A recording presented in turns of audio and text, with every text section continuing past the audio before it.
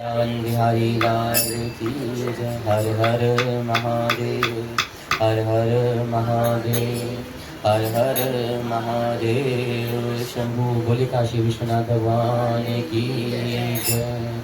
वक्रतुंड महाकाय सूर्य कोटि समप्रभा, निर्विघ्नं निर्भय सर्वकार्येषु सर्वदा। बोल गणपति गणेश भगवान की जय। ओ राम नाम अति मीठा, कोई गा के देख लो। ओ राम नाम अति मीठा, कोई गा के देख लो। आ जाते हैं राम, बुला के देख लो। आ जाते हैं राम, देख लो। ओ राम नाम अति मीठा, कोई गा के देख लो। ओ राम नाम अति मीठा, कोई गा के देख लो। मन भगवान का मंदिर है, यहाँ मैल न आने देना। मन भगवान का मंदिर है, यहाँ मैल न आने देना। हीरा जन अनमोल मिला, इसे व्यर्थ गवाना देना। हीरा जन अनमोल मिला, इसे व्यर्थ गवाना देना। शीश दिए हरि मिलते हैं, झुका के देख लो।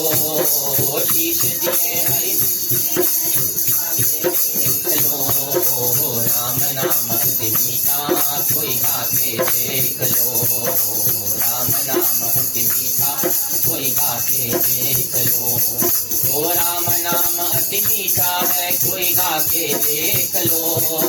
राम नाम अति मीठा मिल जाते हैं राम, तुम बुला के देख लो। मिल जाते हैं राम, तुम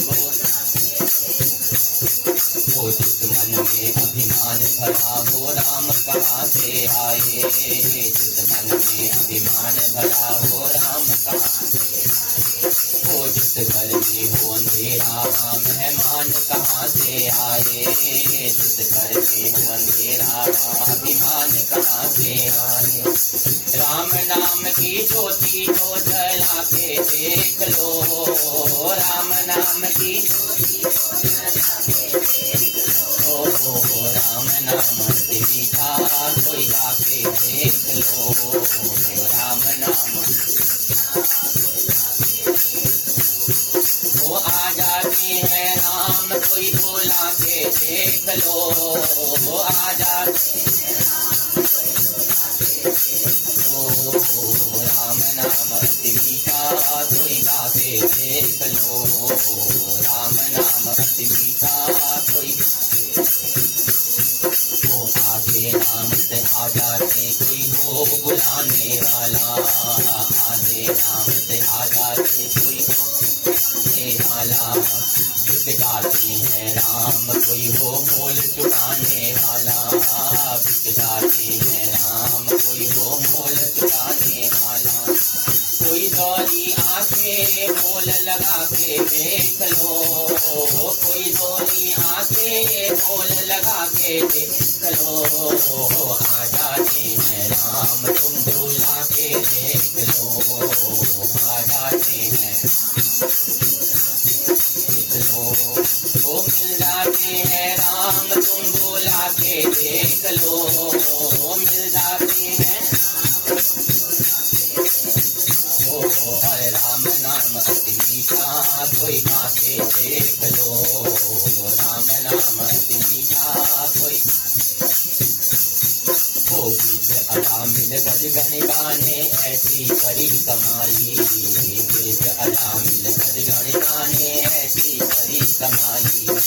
नीच कर्म को करने वाला, कर गया सदन कसाई। नीच कर्म को करने वो पत्थर पे हरि प्रगटे हैं, प्रगटा के देख लो। पत्थर से हरि प्रगटे हैं, प्रगटा के देख लो।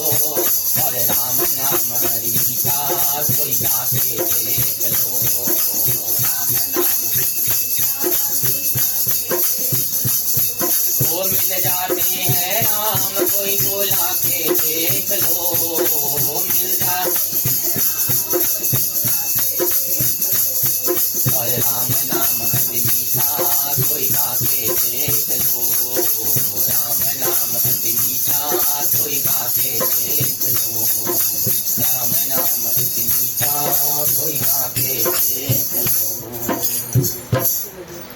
शेषनाथ भगवान की जय। बात तो सही बात है कि प्रभु का नाम इतना मीठा है कि उसके नाम सिमरन से, उसके नाम भजन से ही हमारे जीवन तर जाता। वो जाति ना पूछो साधु की, पूछ लीजो ज्ञान, मोल करो तलवार का, पड़ा रहने दो ज्ञान। जाति ना पूछो साधु की, पूछ लीजो ज्ञान, मोल करो तलवार का, पड़ा रहने दो म्यान। कहते सज्जन पुरुष की, ज्ञानी पुरुष की, संत महात्माओं की जाति नहीं पूछी जाती, उनके ज्ञान को समझना चाहिए। उनके जो अंदर डेप्थ होती है ना, जो गहराई होती है इस समाज को देखने की, दुनिया को देखने की, अध्यात्म को देखने की, प्रभु से, उसको देखना चाहिए। जैसे तलवार का मूल्य होता है, उसका जो ढकने वाली मयान होती है ना, उसका कोई मूल्य नहीं। हम कितने भी सुंदर कपड़े पहन लें, कितने सुंदर लिबास पहन लें, कितना सज लें धज लें, 16 श्रृंगार कर लें, हीरे जवाहरात पहन लें, सोना चांदी पहन लें, अगर गुण नहीं, सतगुण नहीं, हरि नाम की बैंक बैलेंस नहीं, तो सब व्यर्थ, सब बेकार। ना इज्जत है, ना मान होगा, ना सम्मान होगा। तलवार कितनी तेज धार है, वो खुलने पर चलती है। ऊपर चाहे आप सोने से मड़ के रखो, कोई कीमत नहीं होती अगर वो धार ही नहीं है उसमें।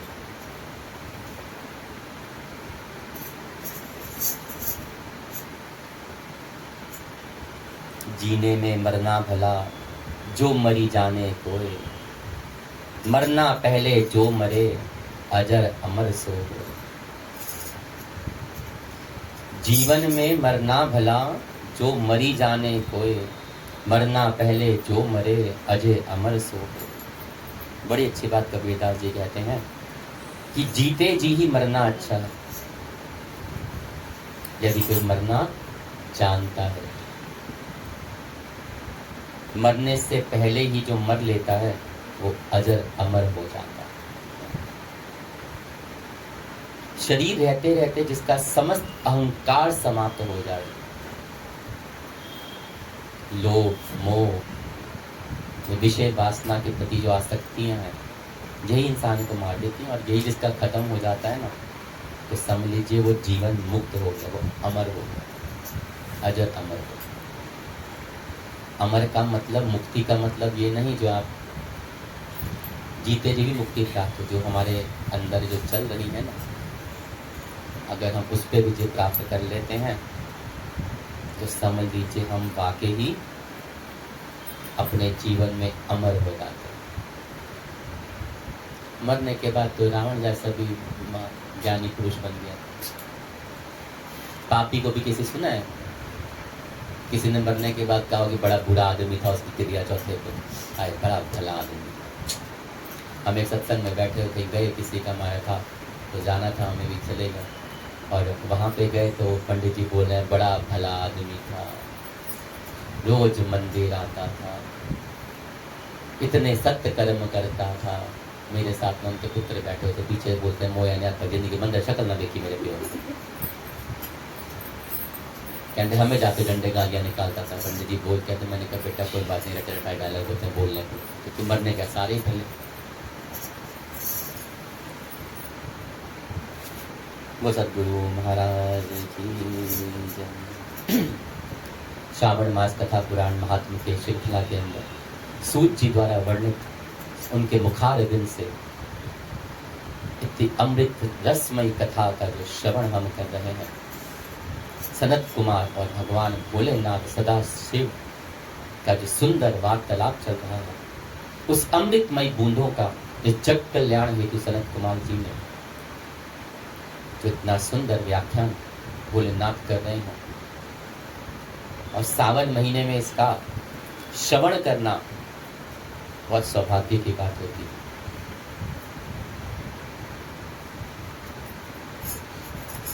भोलेनाथ ने सनत कुमार जी को श्रावण मास में पड़ने वाली अमावस्या तिथि के बारे में बहुत विस्तार से वर्णन किया, और गुप्त से गुप्त बातों का भी उन्होंने व्याख्यान किया। आगे उनकी ज्ञान पिपासा को देखते हुए भगवान शिव ने उन्हें जैसे कल के कथा के अंत में बोला था कि मैं अब तुम्हें बहुत गुप्त बातें और भी बताऊंगा, कि तुम्हारा जो भाव है वो अत्यंत विस्मरणीय है, शोभनीय है। भोलेनाथ जी कहते हैं कि सनत कुमार, श्रावण मास में कर्क संक्रांति तथा सिंह संक्रांति आने पर उस समय जो कृत्य किए जाते हैं उन्हें भी मैं आपसे कहता हूं। कर्क संक्रांति तथा सिंह संक्रांति के बीच की अवधि में सभी नदियां जो होती हैं वो रजस्वला मानी जाती हैं। अतः समुद्रगामी नदियों को छोड़कर उन सभी में स्नान नहीं करना चाहिए। ये सही बात है कि जो सावन मास के अंदर आपने देखा नदियों का पानी बड़ा मैला मिट्टा हो जाता है, तो असल में उस वक्त नदियां होती रजस्वला हो जाती है। तो जो नदी समुद्र में जाके मिलती है उनको छोड़कर बाकी किसी नदी के को भी स्नान योग्य नहीं माना जाता। कुछ ऋषियों ने तो यह कहा है कि अगस्त के उदय पर्यंत ही वे रजस्वला हो जाती हैं। जब तक दक्षिण दिशा के आभूषण स्वरूप अगस्त उदित नहीं होते तभी तक वे नदियां रजस्वला रहती हैं और अल्प जल वाली कही जाती। ये 3-4 महीने जो चातुर्मास का माना जाता है, खासकर सावन में तो, सावन भादों में तो उसको वर्जित माना जाता है।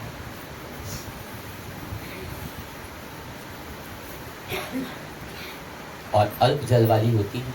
जो नदियां पृथ्वी पर ग्रीष्म ऋतु में सूख जाती हैं, वर्षा काल में जब तक 10 दिन ना बीत जाए तब तक उनमें स्नान नहीं करना चाहिए। कुछ नदियां है ना जैसे बरसाती होती है, तो भी सावन जैसे बरसात में जब पानी आ जाए तो 10 दिन कम से कम वो वर्जित मानी जाती है स्नान करने।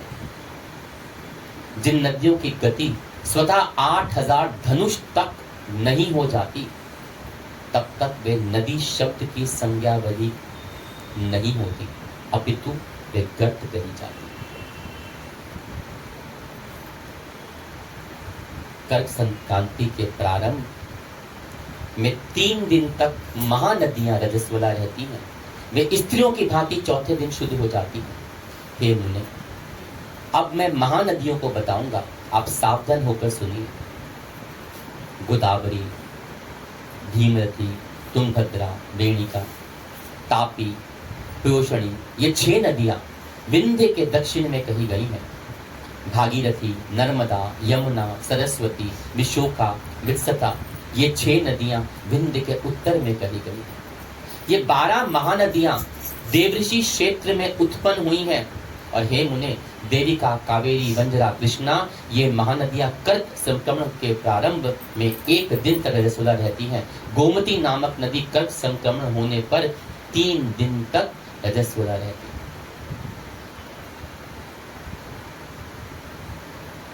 चंद्रभागा, सती, सिंधु, सरयू, नर्मदा, गंगा, यमुना, पलशजाला, सरस्वती, ये जो नाद संज्ञा वाली नदियां हैं वे रजो दोष से युक्त नहीं होते। शोण, सिंधु, हिरण्य, कोकिल, अहित, घरघर और शत्रु, ये 7 नाद पवित्र कहे गए हैं। और धर्म, द्रव्यमयी गंगा, पवित्र यमुना तथा सरस्वती, ये नदियां गुप्त रजो दोष वाली होती हैं। अतः ये सभी अवस्थाओं में निर्मल ही रहती है। बोलो गंगा मैया। जल का यह रजो दोष नदी तट पर रहने वालों को नहीं होता। जो वहां पे रहते हैं नदी के किनारे, इन नदियों के किनारे, उनके ऊपर ये दोष कभी नहीं होता। रजो धर्म से दूषित जल भी गंगा जल से पवित्र हो जाता है। प्रस्यावस्था वाली बकरियां, गायें, भैंसें और स्त्रियां और भूमि पर वृष्टि के प्रारंभ का जल ये 10 रात व्यतीत होने पर शुद्ध हो जाते हैं। कुएं तथा बावड़ी के अभाव में अन्य नदियों का जल अमृत होता है। रजो धर्म से दूषित काल में भी ग्राम भोग नदी दोषमय नहीं होती। दूसरे के द्वारा भरवाए गए जल में रजो दोष नहीं होता।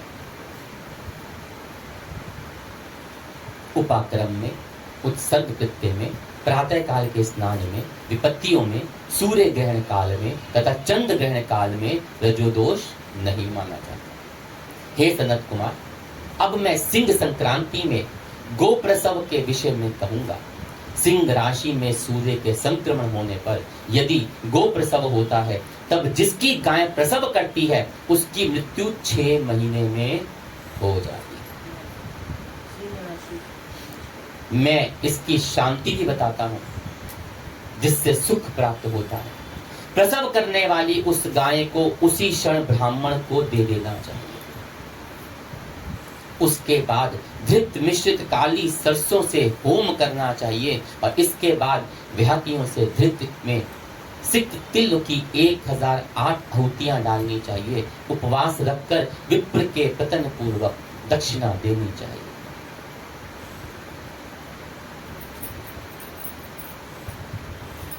सिंह राशि में जब सूर्य प्रवेश करते हैं,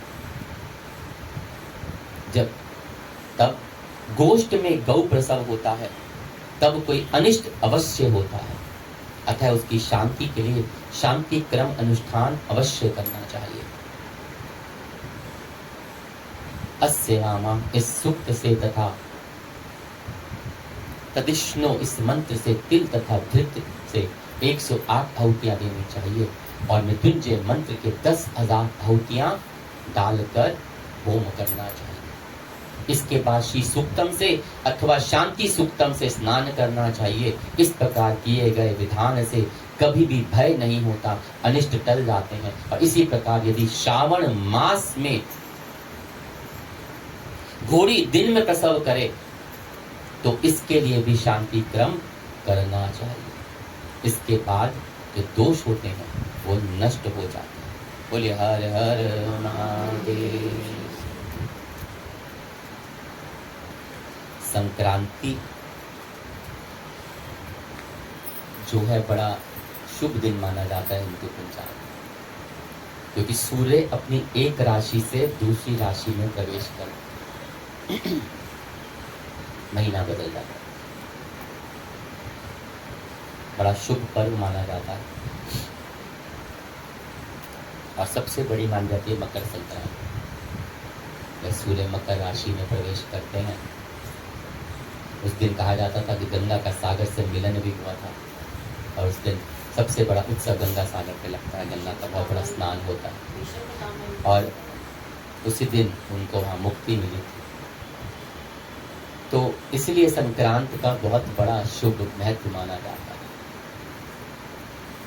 और हमारे हिंदू संस्कृति सनातन धर्म में तो जब सूर्य मेष राशि में आते हैं तब हमारा नया साल शुरू होता है। कायदे में तो तभी पहले भी होता था, तो अंग्रेजों ने ला के उसको जनवरी शुरू कर दिया। अन्यथा चैत्र शुक्ल पक्ष की प्रतिमा से ही जब हमारा सूर्य मेष राशि में प्रवेश करते हैं तब से हमारा हिंदू धर्म और संक्रांति और ये नया साल शुरू होता है। संक्रांति का इसलिए बहुत बड़ा महत्व माना जाता है।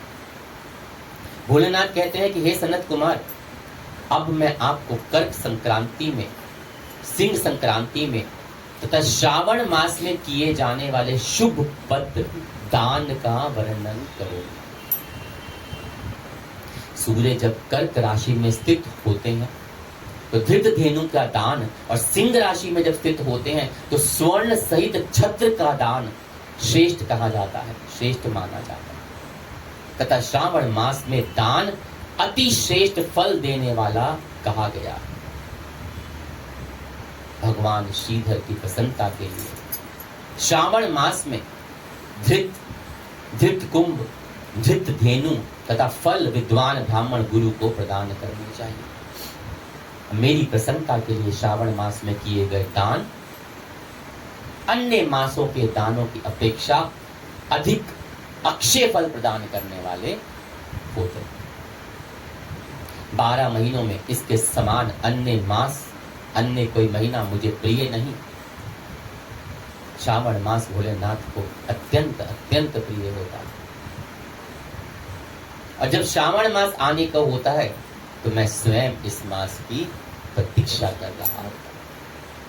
क्यों? क्योंकि श्रावण में ही भोलेनाथ अपने ससुराल पधारते हैं। श्रावण मास में ही जब समुद्र मंथन में हलाहल विष पान किया था भोले का सबसे पहला जलाभिषेक हुआ। श्रावण मास में ही माँ गौरा पार्वती ने भोले को तपस्या करके वर रूप में प्राप्त किया, इसलिए श्रावण भोले को अत्यंत प्रिय है। और श्रावण में साक्षात भोले अपना कैलाश छोड़कर धरती पर पागलन करते हैं। कैसा सवाल आते हैं। जो मनुष्य इस मास में व्रत करता है वह मुझे परम प्रिय, अत्यंत प्रिय होता है, क्योंकि चंद्रमा ब्राह्मणों के राजा है और सूर्य सभी के प्रत्यक्ष देवता है, और ये दोनों मेरे नेत्र हैं। कर्क राशि चंद्र की, सिंह राशि सूर्य की। तो जब इन राशियों में सूर्य जब संक्रांत में होते हैं तो अत्यंत शुभ होता है। दोनों नेत्र हैं मेरे सूर्य और चंद्र। कर्क तथा सिंह की दोनों संक्रांतियां जिस मास में पड़ जाए उससे बढ़ के इसका महात्म क्या होगा, वही पड़ जाती है। जो मनुष्य इस श्रावण मास में पूरे महीने प्रातः काल स्नान करता है वह 12 महीनों के प्रातः काल शुभ स्नान का फल प्राप्त कर लेता है। यदि मनुष्य श्रावण मास में प्रातः स्नान नहीं करता तो वह 12 महीनों में किए गए उसके स्नान का फल निष्फल हो जाता है। इतना महत्व है सुबह स्नान करना। वैसे भी हमें प्रातः अच्छे शुभ मुहूर्त ब्रह्म मुहूर्त में स्नान करना चाहिए। आजकल की तो औरतें नहाती 9, 10 बजे 11 बजे। कहते हैं जो पूरा सावन सुबह उठकर शुभ मुहूर्त में ब्रह्म मुहूर्त में स्नान करके प्रभु की ज्योत से पूरे 12 महीनों में ब्रह्म मुहूर्त के स्नान का फल प्राप्त हो जाता है। बिस्तर नहीं छूटता आजकल।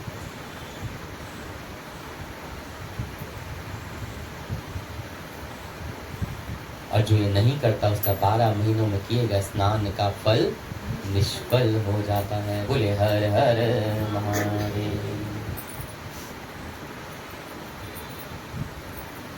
भोला दे दातिया अपने नाम वाली मेहंदी, लादे दातिया अपने वो नाम वाली मेहंदी, तेरी कदेरी ना लहरी नाम वाली। भोला दे दातिया अपने नाम वाली मेहंदी, लादे दातिया अपने वो मेहंदी नहीं मिलती बाजारों है, मेहंदी नहीं मिलती है, लाख हजारों नहीं मिलती है लाख। अरे कर्मा वाले लान तेरे नाम वाली मेहंदी, कर्मा भोला दे दातिया अपने नाम वाली मेहंदी, लादे भोला दे दातिया अपने नाम वाली मेहंदी।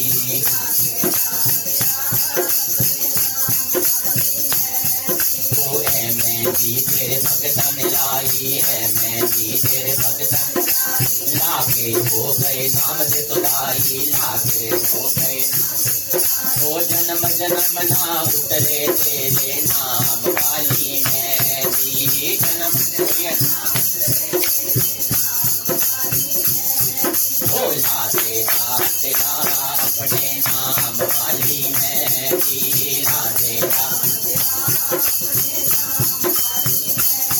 वो है मेहंदी प्रभु मेरे विराजे है, मेहंदी प्रभु मेरे अपने नाम का रंग चढ़ा दे, अपने नाम का रंग। तो किस्मत वाले लान तेरे नाम वाली मेहंदी, किस्मत वाले भोला दे दातिया अपने नाम वाली मेहंदी, लादे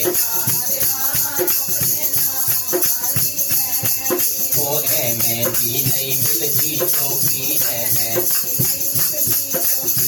मेहंदी बड़ी मिलती होगी है, मेहंदी बड़ी वो अपना आप गवा के मिलती नाम वाली मेहंदी, जी अपना आप गवा के मिलती नाम वाली मेहंदी हो लादे दांत आपने लादे दांत आपने नाम वाली मेहंदी बेड़ी कदे बिना लेंदी नाम अरे लादे दांत अपने नाम वाली मेहंदी लादे दांत लादे दांत अपने नाम वाली मेहंदी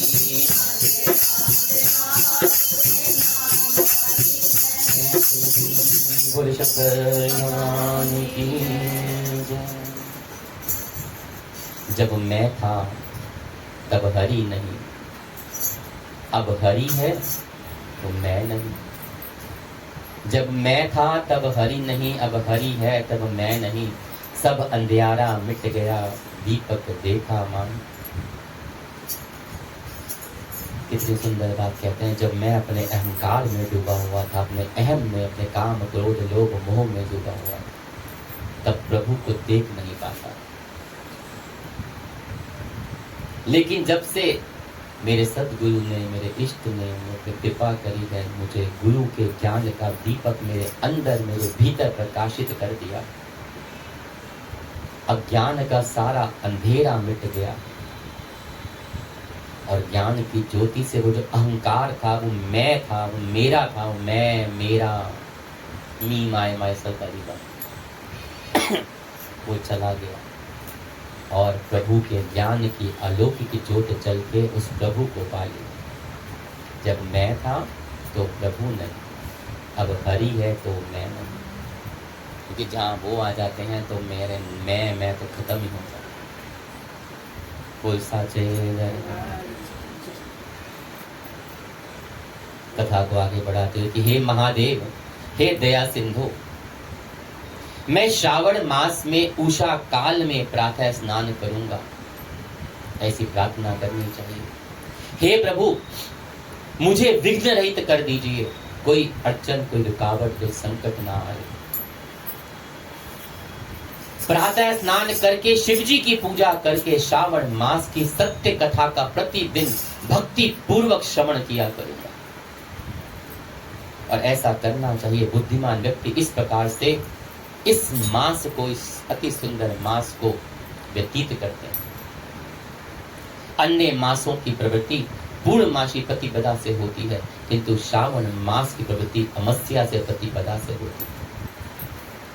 श्रावण मास की कथा के महात्म का वर्णन भला कौन कर सकता है।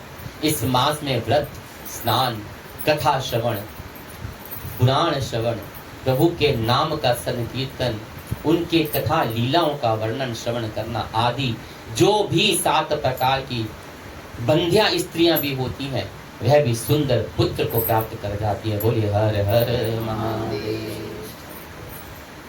विद्या चाहने वाला विद्या प्राप्त करता है, बल की कामना करने वाले को बल मिल जाता है, धन के अभिलाषी को अपार धन की प्राप्ति होती है, धर्म के प्रति जो मनुष्य का अनुराग होता है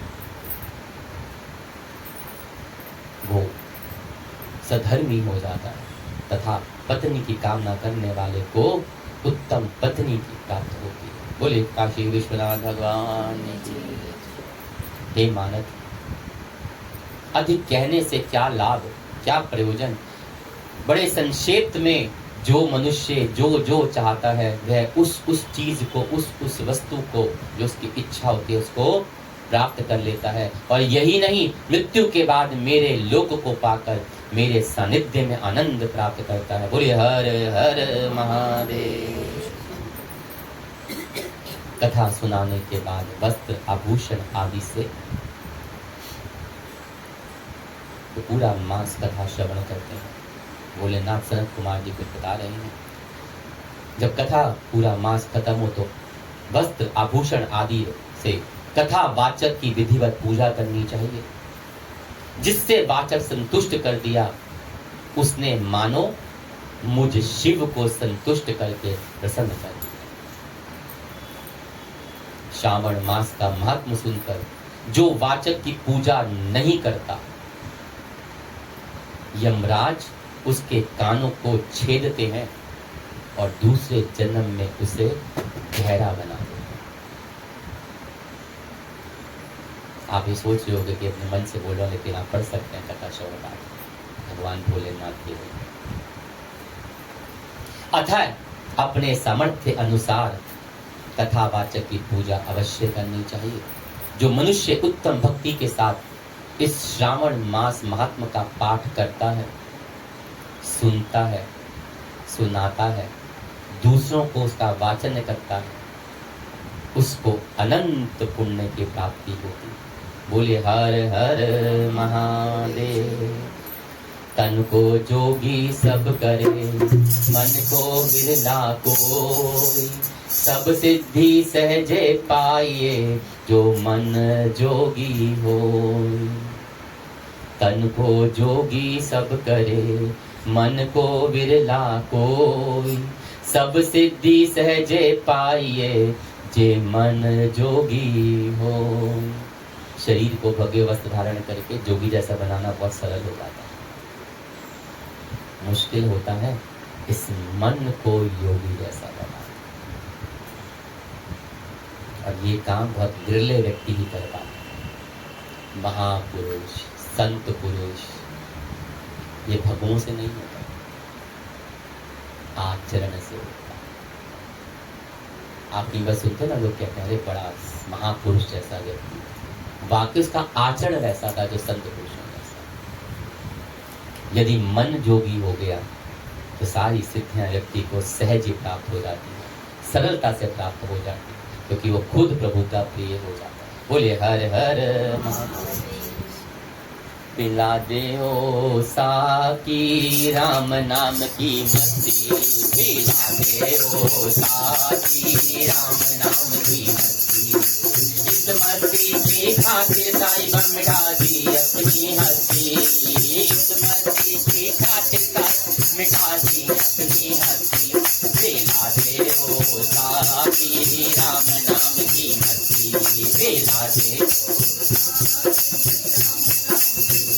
एक बूंद की खातिर साहिबा शीश मंगे थे देना, एक बूंद की खातिर साहिबा शीश मंगे थे देना।